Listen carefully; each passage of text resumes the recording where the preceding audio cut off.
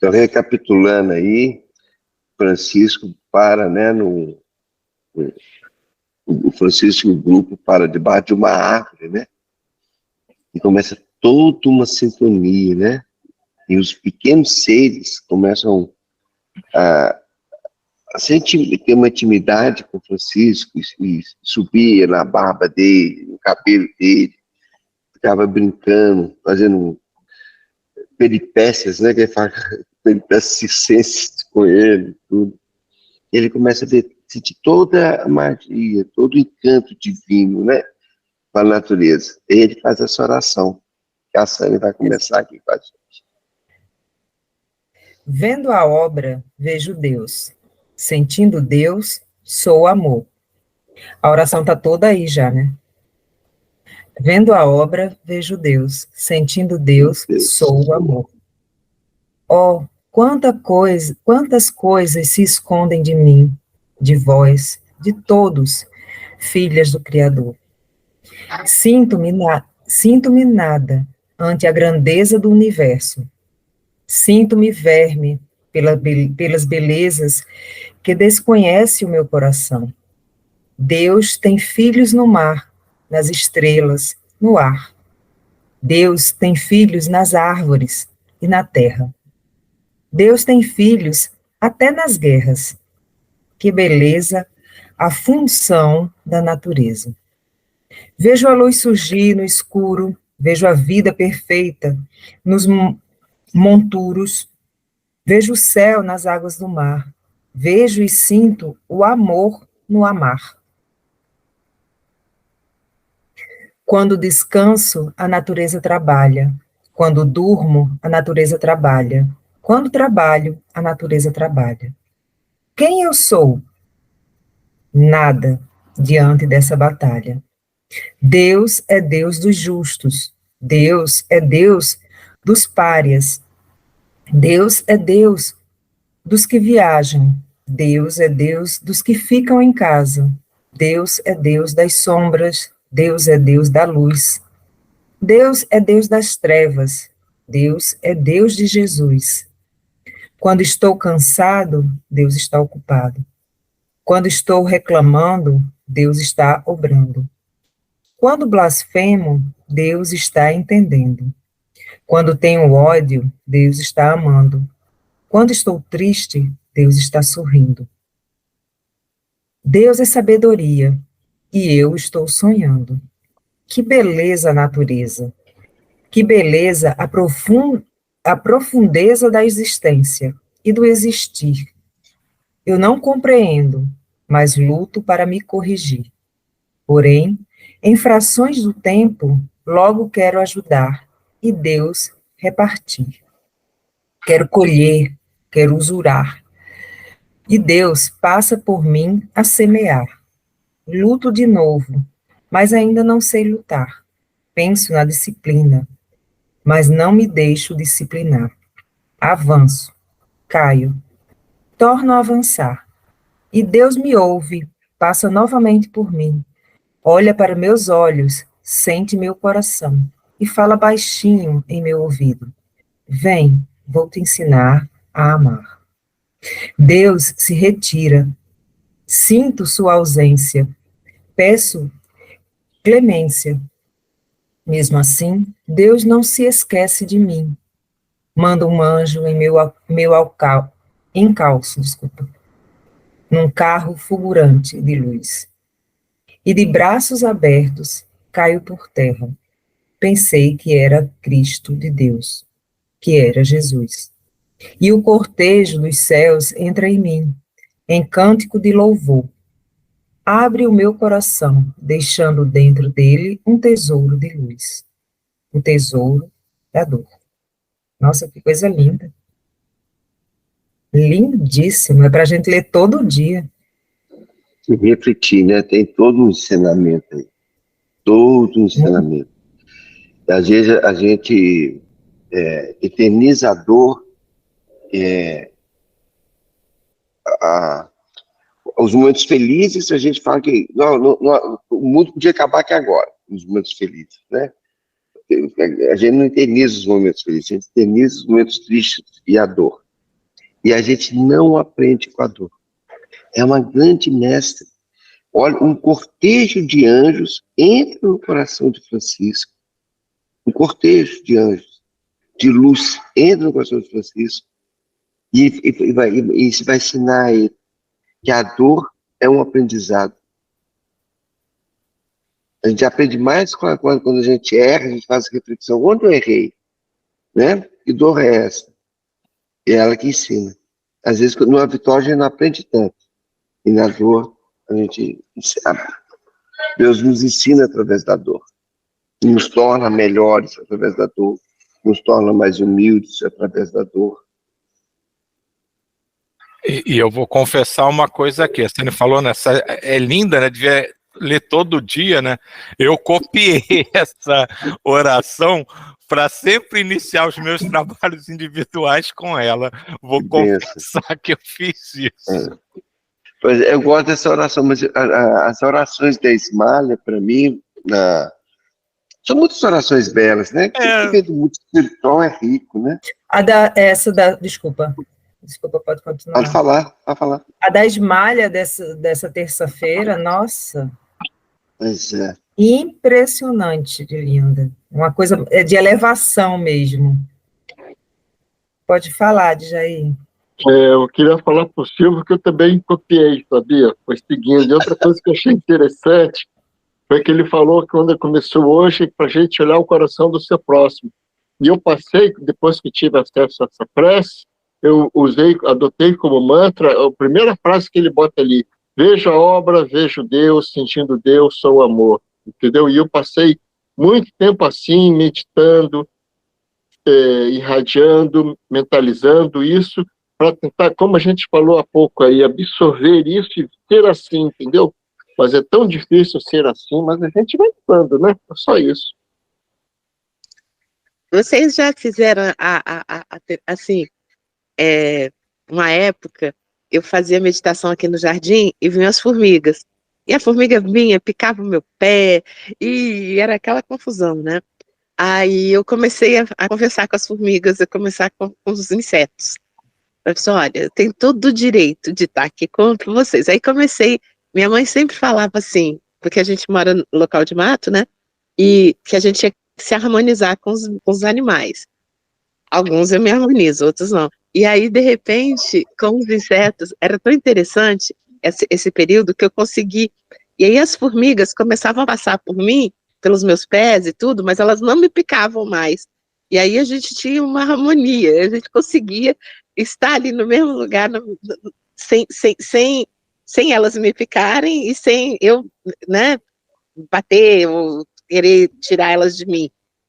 E aí é tão engraçado isso, foi assim, uma experiência muito interessante essa, de estar com os animais, assim, como você estava falando de Francisco e tudo, só que a gente, é muito difícil, né, a gente tem, nossa, é uma experiência, assim, eu vivi isso com os insetos, alguns, né, não são todos não, mas assim...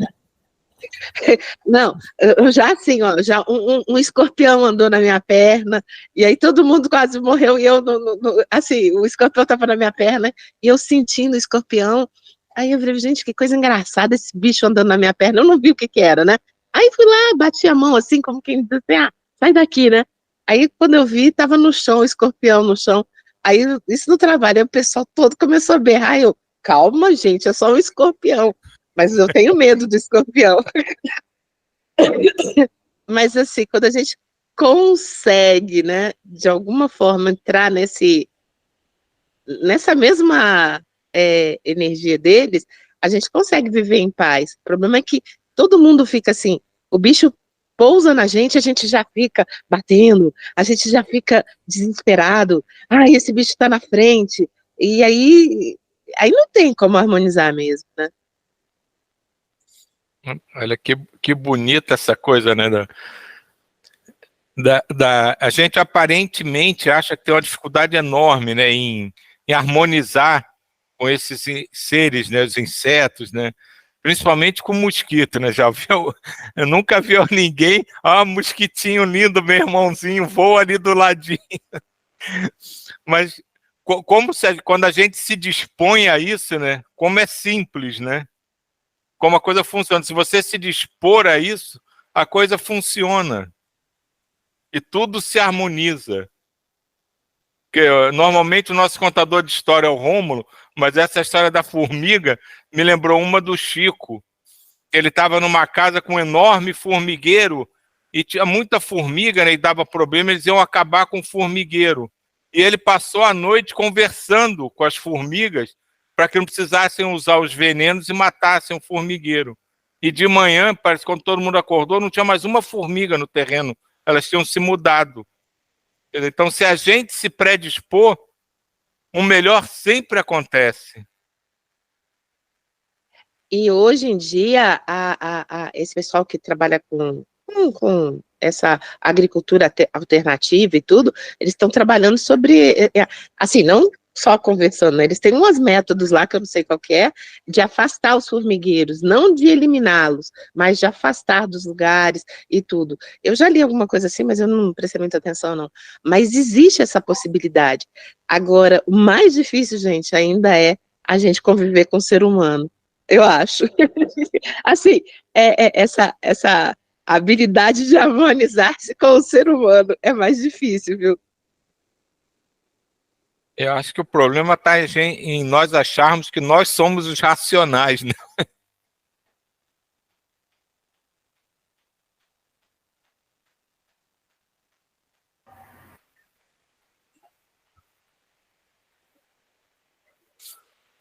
Continua a leitura. Acho que sim. Frei Leão,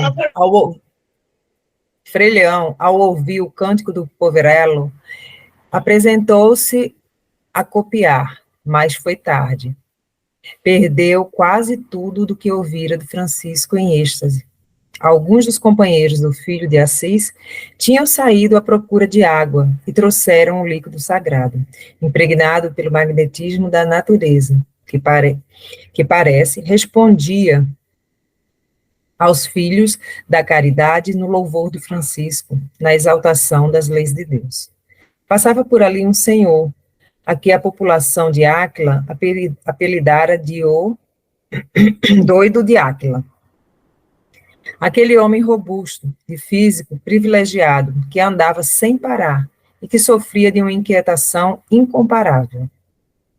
Ouvindo e vendo Francisco de Assis naquele arrobo poético, acomodou-se junto aos franciscanos e ouviu pacientemente a harmonia dos sons articulados pelo homem de Deus, louvando a natureza. Ao terminar, notando que suas ovelhas tinham aumentado, Francisco dirigiu-se a ele com festejos fraternais, e ele, segurando a barra do burel do irmão menor, levantou-a aos lábios, beijando-a com ternura incomparável. Um espírito de forma animalesca e de trejeitos inconfessáveis se unira àquela criatura de Deus, fazendo-a ser o terror de Áquila e de Reite. Derrubava casas, matava animais, comia-os e dormia ao relento, quando dormia.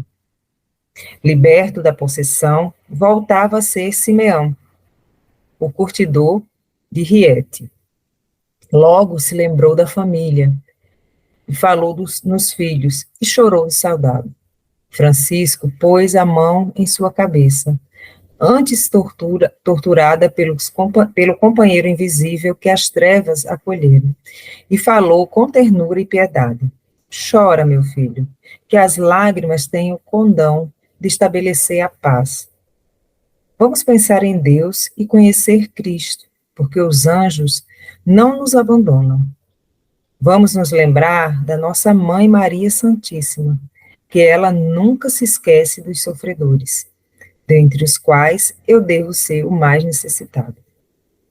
Peço-te que deixes que sejamos teus amigos, que possamos te amar, mesmo na qualidade de viajante sem residência certa, sem os devidos recursos materiais para te ajudar. Façamos de todos para que o Cristo se sirva de nós na obra que lhes convier, em favor da paz. Simeão foi tirando um resto de manto que tinha jogado ao ombro. E aos discípulos de Francisco se assustaram a ver suas costas uma ferida purulenta, onde vírus purulentos destruíram toda a sua pele, penetrando-lhe os tecidos e desprendendo odor insuportável. Era um vírus psíquico, transformando em agentes físicos. Francisco olhou com compaixão e tristeza a cena em que a dor se fizera dominante, dizendo com amor ao irmão sofredor: Simeão, assenta-te, meu filho, para que eu possa ver mais de perto a tua chaga. E pediu aos companheiros que orassem. O homem de Riete atendeu ao pedido de pai Francisco, e este, com toda a ternura que tinha no coração, curvou-se sobre o Filho de Deus e beijou a enorme pústula em cruz. Pediu a água fresca que tinha vindo da fonte da natureza e lavou-a. Na mesma hora, Francisco notara, no plano imponderável, aquelas minúsculas vidas invisíveis carreando essências, como se os fluidos da natureza, e projetando-as na ferida do enfermo, em um trabalho imenso, atendendo ao apelo do amor. Francisco lembrou-se de Deus, rememorou a vida de Cristo, de Maria. O cortejo apostolar desfilou em sua mente, e ele ouviu dentro de sua cabeça, onde somente existia fraternidade, a fala compassiva. Bem-aventurados os que sofrem, que serão consolados. Bem-aventurados os tristes, que terão alegrias. Bem-aventurados que choram, que serão animados. Bem-aventurados os desprezados, que serão acolhidos. Impõe tuas mãos, Francisco, que Deus é Deus de misericórdia, e elas poderão ser as minhas, pelo processo do amor. Ama este irmão na profundeza dessa virtude, e o teu gesto transformar-se-á em cura sublimada. Todos se reuniram em torno de Simeão, enquanto Francisco passava mãos em suas costas. Lentamente, a epiderme foi se refazendo, por força de divina magia, e em segundos, todos notaram uma boca iluminada, cujos lábios tocaram a ferida purulenta, em forma de um beijo de luz. O doente, daí a minutos, perfeitamente curado, abraçava e chorava com os discípulos de Francisco, dançando e cantando a glória de Deus. Após o feliz acontecimento, rumaram todos para Áquila, onde se hospedaram na casa do curtidor Simeão. Os familiares, quando o viram no seu completo juízo, abraçaram-no em lágrimas. Sua mulher e seus filhos suspenderam sua rota túnica e, surpresos, verificaram que ele estava curado da antiga chaga. Simeão não se fez esperar, narrou todo o ocorrido com tamanha lucidez que Francisco, emocionado, disse a Frei Leão: é isso.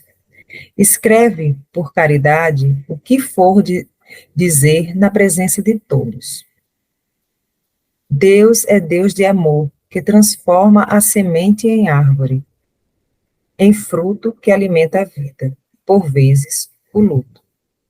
Deus é Deus de amor, que muda o ninho dos pensamentos em ninho de luz, que muda as ideias em ação que nos conduz, ou deixa que nós caiamos, para compreender Jesus. Deus é Deus de amor, que nos deu os pés para que haja caminhada, nos ofertou as mãos para dar trabalho à enxada. Mas, se ferirmos o companheiro, erramos a estrada. Deus é Deus de amor, que nos deu a cabeça para pensar, que nos premiou com o coração para amar. Quem aceita o ódio não pode cantar. Deus é Deus de amor, que tudo fez. sem usar o alarde, que tudo faz, mesmo que achemos tarde. Que nunca diz, sois covarde. Deus é Deus de amor, que nos deu o verbo, que nos ensina a falar, que nos deu a boca e nos ensina a cantar, que nos deu o coração e nos ensina a amar. Frei Leão transcreveu o cântico de Pai Francisco desculpe, com interesse e alegria, e Frei Luís logo o recitava, quando solicitado pelos companheiros. Os franciscanos, depois de um ligeiro repasse na casa de Simeão, após agradecerem a Deus pela acolhida, cantaram como pássaros livres, junto com a família, feliz pela volta e a cura de Simeão.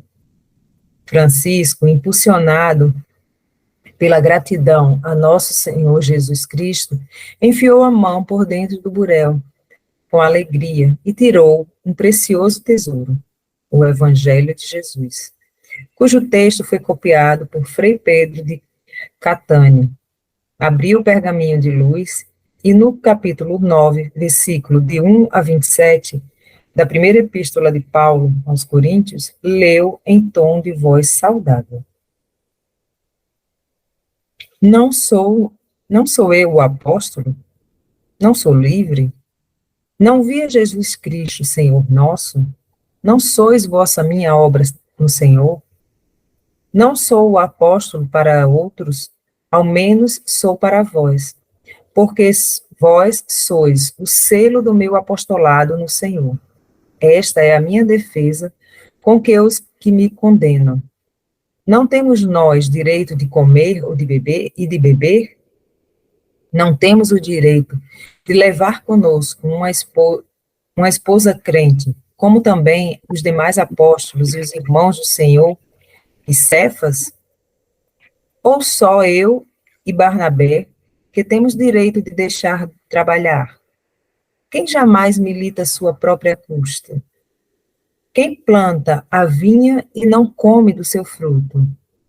O que apacenta o gado e não alimenta o leite do gado? Digo eu isto, segundo os homens, ou não diz a lei também o mesmo? Porque na lei de Moisés está escrito: não atarás a boca ao boi que trilha o grão. Porventura tem Deus cuidado dos bois? Ou não diz certamente por nós? Certamente o que por nós está escrito, porque o lavra de lavrar com a esperança e de debulhar, e que deve debulhar na esperança de ser participante. Se nós vos semeamos as coisas espirituais, será muito que de vós recolhamos as carnais. Se outros participam deste poder sobre vós, por que não? E mais justamente nós. Mas nós não usamos desse direito, antes suportamos tudo, para não pormos impedimento algum ao Evangelho de Cristo. Não sabeis vós que os administram o que é sagrado comem do que é do templo? E como que de contínuo estão junto ao altar, participam do altar? Assim, ordenou também o Senhor aos que anunciam o Evangelho, que vivam do Evangelho. Mas eu de nenhuma destas coisas usei, e não escrevi isto para que assim se faça comigo, porque melhor me faça morrer do que alguém fazer vã esta minha glória. Porque se anuncio o Evangelho, não tenho de que me gloriar, pois me é imposta essa obrigação. E ai de mim, se não anunciar o Evangelho. E por isso, se o faço de boa mente, terei prêmio, mas, se de má vontade, apenas uma dispensação me é confiada. Logo, que prêmio tenho? evangelizando, proponha de graça o evangelho de Cristo, para não abusar do meu poder no evangelho.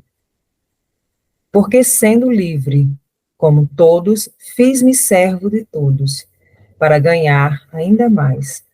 E fiz-me como judeu para os judeus, para ganhar os judeus. Para que os que estão debaixo da lei, como se estivessem debaixo da lei, para ganhar os que estão debaixo da lei. Fiz-me como fraco para os fracos, para ganhar os fracos.